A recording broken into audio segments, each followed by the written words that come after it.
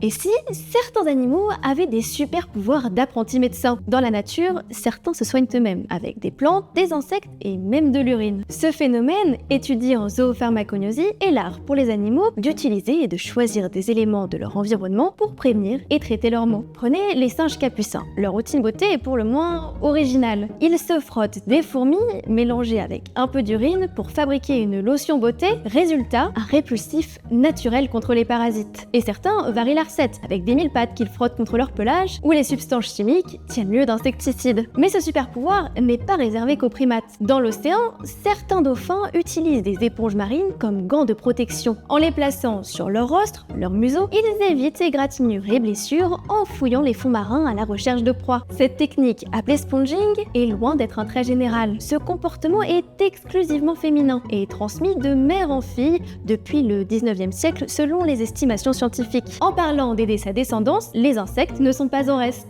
Certaines femelles de papillons monarques, avant même que leur chenille ne voie le jour, choisissent avec soin les plantes sur lesquelles pondent. Leur objectif, offrir aux futures larves des feuilles riches en alcaloïdes toxiques qui deviendront alors une protection naturelle contre les parasites internes. C'est ce que l'on appelle l'automédication transgénérationnelle, un soin que la mère offre à sa descendance pour la protéger avant même la naissance. Chaque animal a ses recettes et ses astuces, mais une chose est sûre, c'est que ces apprentis médecins nous rappellent que la pharmacie de la nature est bien plus vaste qu'on ne l'imagine. N'oubliez pas qu'aimer les animaux, c'est les protéger, alors abonnez-vous à Noé Noé, le média.